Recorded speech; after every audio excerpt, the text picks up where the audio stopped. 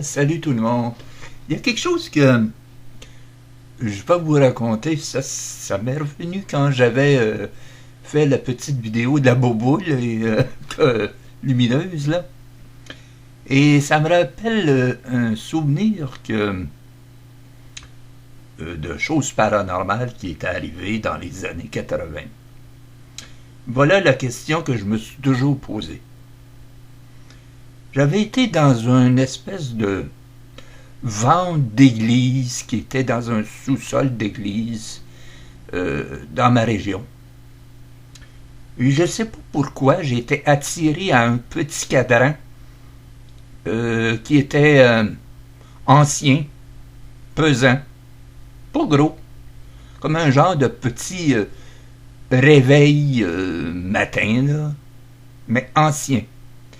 Genre, comment je pourrais dire, là, ça avait de l'air en laiton ou quelque chose du genre. C'était très pesant. Et je ne sais pas pourquoi j'étais attiré à cette chose et je l'ai acheté. Et dans les années 80, j'avais acheté ça et quand je l'ai arrivé chez nous, mais il manquait la petite chose pour remonter le cadran. J'ai dit fuck. Il manquait la chose pour monter le cadran. Fait que je le montais avec une petite pince, puis ça fonctionnait. Mais ce qu'il en est de tout ça, ce cadran, à chaque fois que j'y touchais, il m'arrivait quelque chose. Je ne sais pas ce qu'il y avait, ce cadran-là. Et ça, je recule là, dans les années 80, et dans les années 80, j'avais pas beaucoup d'expérience je débutais dans le paranormal, donc j'avais pas énormément d'expérience dans ça. Mais à chaque fois que je m'approchais de ce fameux petit cadran, j'avais une sensation démoniaque qui sortait de ce cadran. Ça a l'air étrange à vous dire, mais j'avais une sensation négative, si vous pouvez mieux comprendre. Si j'y touchais pas,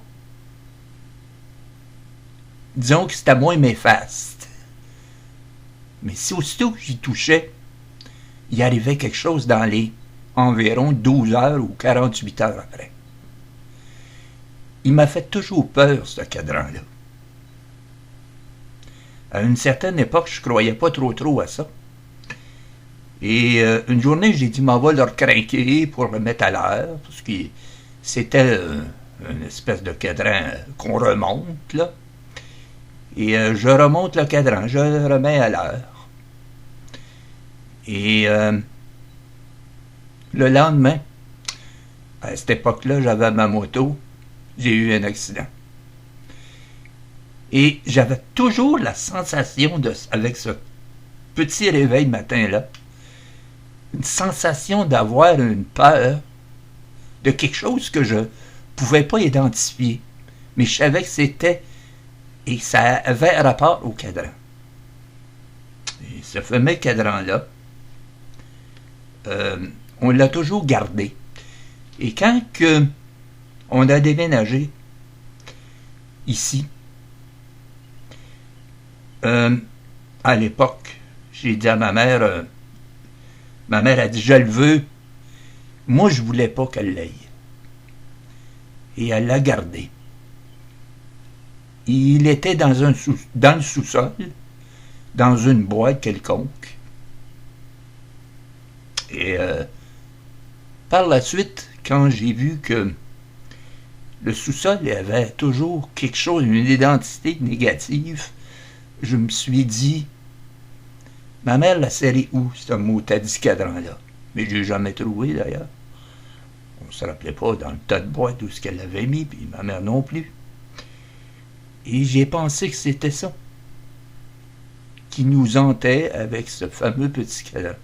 Idiot à dire, mais une identité peut prendre n'importe quelle forme et chercher qu'est-ce que ce réveil matin que je ne connaissais pas à qui ça appartenait, parce que je l'avais acheté dans une espèce de vente de garage de sous-sol d'église, où il il devenait, ça, j'en avais pas aucune idée. Et c'est pour ça que moi, je ne le voulais pas, puis j'avais dit à ma mère, prends-les pas, il est hanté. Mais ma mère avait comme un attirance. On était attirés à ce cadran sans vouloir l'avoir en sa possession. C'est comme si on voulait pas, on avait la sensation de ne pas vouloir s'en départir. Et moi, je l'avais essayé, mais ça avait été encore négatif, comme je vous dis, ma mère le voulait. Et je ne sais pas, ma mère l'avait serré dans le sous-sol, parmi toutes les boîtes. Et à chaque fois que j'allais dans le sous-sol, il y avait une identité négative. Et je me suis toujours douté que ce petit cadran, l'éveil matin, nous avait hantés pendant de nombreuses années. Étrange, mais c'est comme ça. Hein? Et ça m'a rappelé ce souvenir-là quand j'ai bu tantôt la petite boule, et puis ça m'a rappelé ce souvenir-là. Et ce cadran-là, il est en genre de laiton. Et il n'était pas tellement gros. Il était gros comme une creux de la mer. Et j'en ai vraiment aucune idée ce qu'il y avait. Et qui avait fait quelque chose ou je ne sais quoi. Et ça me rappelle des souvenirs, cette chose-là. Et à chaque fois que je le touchais, il arrivait quelque chose. Et là, je me suis douté qu'il était hanté. Ou possédé, ou quelque chose du genre. Malheureusement, ma mère l'a gardé. Et ça n'a pas été très bon. Aujourd'hui, avec tout le barda qu'on a fait qu'on a vidé le sous-sol et tout est au vidange, parce que je ne pouvais pas tout garder ce que ma mère avait dans le sous-sol, donc tout était dans un genre de container. Là.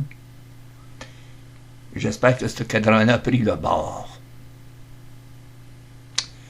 Et aussi la personne qui le trouve à un moment donné, ou qui l'a pris durant le temps qu'il a fait le déménagement, des fois il prenait des choses que je voulais pas, fait qu'il les prenait. Que voulez-vous que je fasse avec les choses?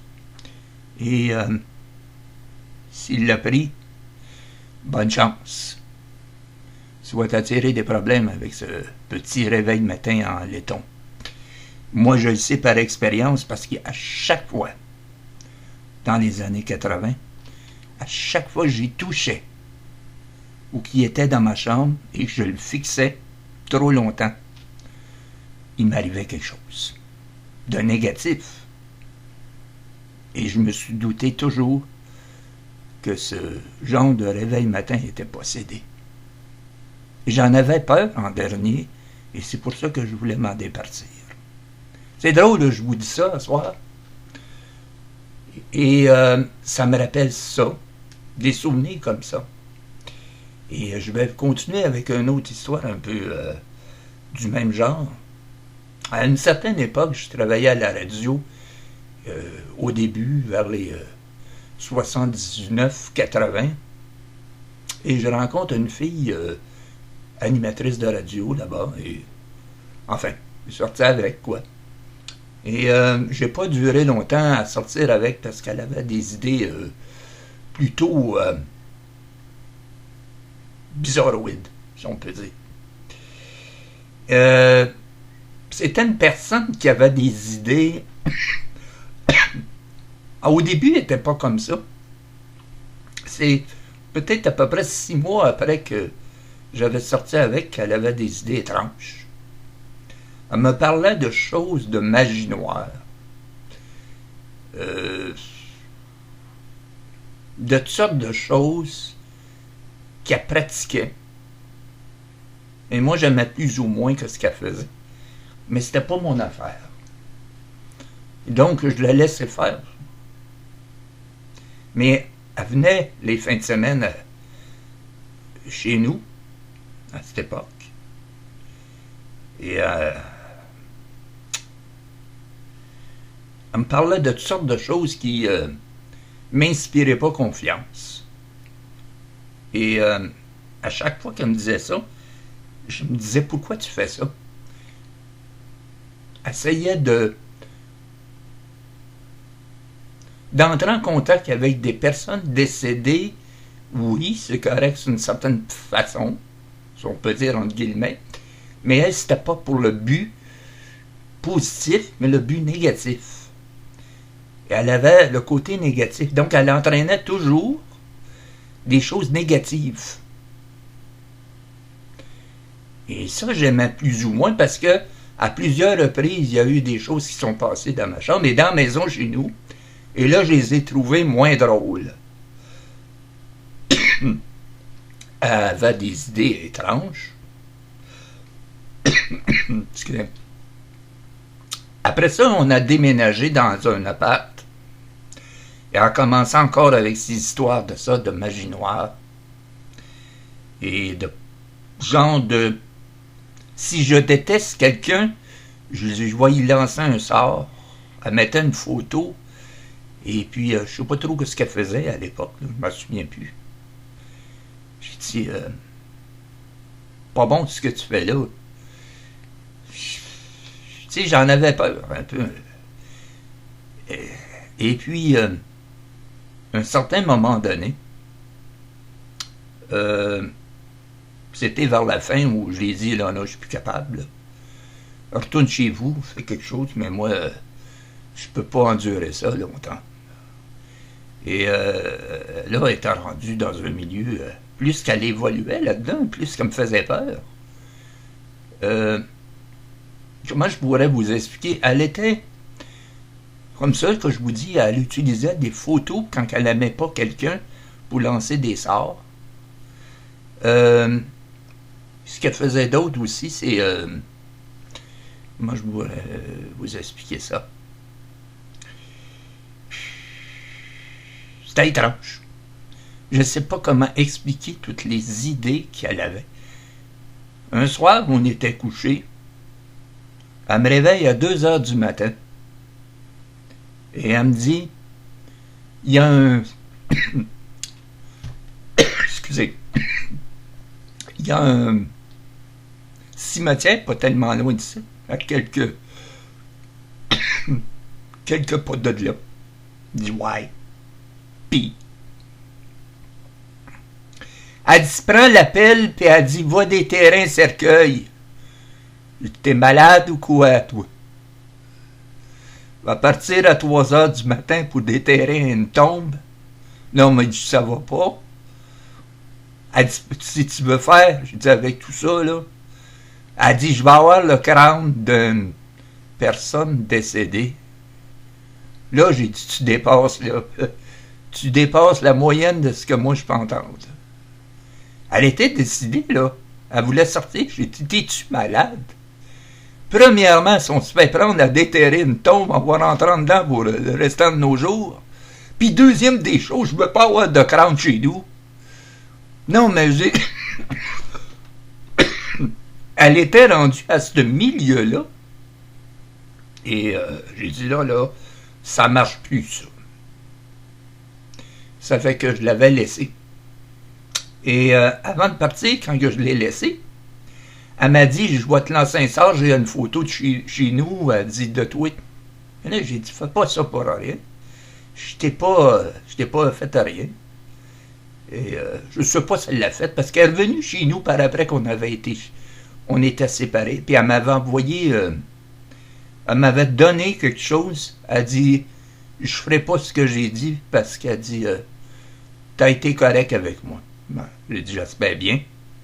Et elle m'avait donné ce qu'on appelle un bref. Elle dit, m'aller sur le mur, parce qu'elle dit, j'ai fait venir des identités chez vous. Ben, j'ai dit, fuck. Puis on était mal pris un certain temps avec ça. Et je sais pas si vous connaissez ça, un bref, c'est un genre de petite carte qui est bénie par je sais pas trop quoi exactement. Et je l'avais collée sur le mur parce que j'avais peur de elle. Un certain moment donné où ce qu'elle était, la semaine était chez elle. il y avait des apparitions qui venaient dans ma chambre, puis je connaissais pas ces individus-là. Mais un soir, j'ai senti vibrer mon lit, comme quelqu'un qui shake. Tu sais, qui shake ton lit, là, puis qui te réveille. Là, je me lève, il était 3 heures du matin, et j'ai aperçu une identité devant moi, là, physiquement, à quelques pas de moi, plus loin. Et c'était comme un jeune avec une genre de casquette, ça avait l'air d'un jeune d'à peu près 16-17 ans, avec une genre de casquette des années 30-40, là, un jeune comme ça il m'a fixé pendant peut-être 1 minute ou 2, et il est disparu. Je ne l'ai jamais revu. Mais il m'a fixé, mais il ne bougeait pas. Il m'a juste regardé en pleine face. Et il est disparu. Et là, puis ça, c'est durant le temps que je sortais avec. Là, j'ai dit, c'est trop pour moi, ça. C'est juste pour dire que il y a des gens qui pratiquent la mauvaise chose et ils savent pas ce qu'ils font. Elle dit, il y a une maison hantée pas tellement loin de chez nous, ça te tente-tu d'aller là? Pas avec tes idées noires, non. J'ai pas envie que quelque chose nous suive par après. Faire du paranormal, c'est bien. Si tu as une idée positive. Mais si tu rentres avec quelqu'un qui pratique des choses négatives, c'est très dangereux que les identités suivent. Ils vont suivre la personne qui est négative. Si les identités aiment le négatif dans cette maison-là, j'ai dit non, moi je vois pas là. C'était pas mon but de faire ça. Mais c'est juste pour vous dire que il y a des choses dans la vie que les gens se rendent pas compte de ce qu'ils font. C'est peut-être drôle à faire. C'est peut-être drôle de pratiquer ça. Mais à un moment donné, ça vous rattrape à quelque part. Et vous payez cher pour ce que vous avez fait. Malheureusement, il y a des gens qui ne se rendent pas compte de ça.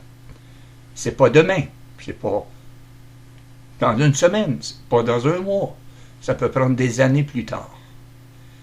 Si la personne a pratiqué des choses comme ça, à un moment donné, ça va arriver que vous allez payer pour ce que vous avez fait. Parce que la personne négative que vous avez comment je pourrais dire, entretenue pendant toutes ces années-là, va avoir ce qu'on appelle un compte-rendu de ça. Vous avez offert quelque chose pour avoir quelque chose. Et là, lui va demander son dû. Et c'est vous qui allez payer pour. Après. Vous avez accepté ces conditions, et ces conditions, vous ne pouvez plus les changer après. Donc, c'est juste pour vous dire qu'il y a des gens qui font des choses irréfléchies et n'ont pas aucune connaissance de ce qui les attend plus tard. Voilà un peu 2 histoires que moi j'ai vécues et que je ne souhaite à jamais personne que cela les arrive. Là-dessus, je vous souhaite une très bonne soirée ou une très bonne journée. À la prochaine. Bye bye.